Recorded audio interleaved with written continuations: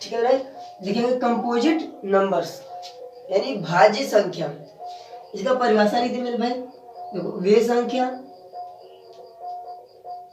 संख्या जो एक से तथा स्वयं से कटे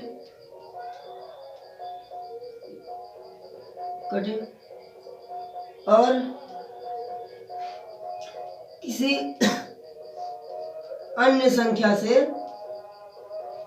अन्य संख्या से भी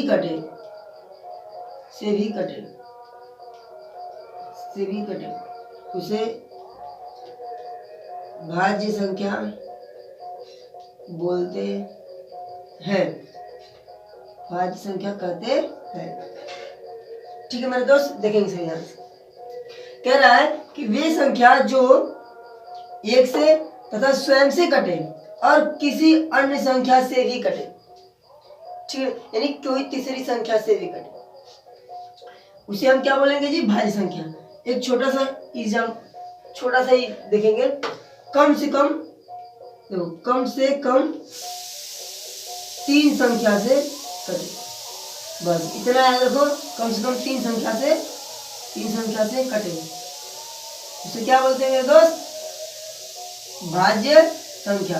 तो बस इतना बड़ा ना याद करते हुए आप इतना ही याद कीजिए मेरे भाई कि कम से कम 3 संख्या से कटे मेरे भाई, वो क्या होता है मेरे दोस्त? भाज्य संख्याएं होती हैं। ठीक है मेरे दोस्त, आई बात समझ में? बोलेंगे सही मेरे दोस्त? हाँ जी भाई बोलेंगे। ठीक है मेरे दोस्त, आगे बढ़ जाए। ठीक है दोस्त, आगे बढ़ते हैं। ठीक है मेरे भाई, ठीक है जी, आगे बढ़ जाए। कैसे करते हैं आइए सीखते हैं हम लोग। ठीक है मेरे दोस्त, ठीक है मेरे भाई। इसका एग्जाम्पल देखते हैं, फिर पता चलेगा आपको। एग्जाम्पल ऐसे की, चलो मुझे बताओ कि भाज्य संख्या, सबसे छोटी भाज्य संख्या किसे कहते हैं और सबसे बड़ी भाज्य संख्या किसे कहते हैं? ठीक है मेरे दोस्त, आइए सीखते हैं हम लोग। सबसे छोटी भाज्य संख्या किसे कहते हैं और सबसे बड़ी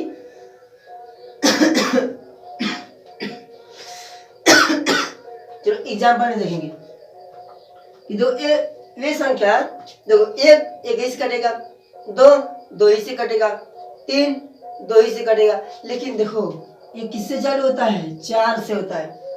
4 के बाद 6, फिर 8, फिर 9, फिर 4 का कितना खंड होगा जी? देखो इसे भी स्वयं से कटेगा पहले, फिर 1 से भी कटेगा, फिर 2 से भी कटेगा। तो कम से कम 3 संख्या से कट रहा है मेरे भाई, तो क्या होगा? भाज्य संख्याएं होंगी। ठीक है, अब देखेंगे 6 को। ये कितनी संख्याओं से कटेगा? स्वयं से कटेगा, फिर 1 से कटेगा, फिर 3 से भी कटेगा, फिर 2 से भी कटेगा। तो मैंने बताया कम से कम, ज्यादा से ज्यादा कितना भी संख्या से कट सकता है वो। ठीक है मेरे भाई, ठीक है मेरे दोस्त, आगे बढ़ जाए।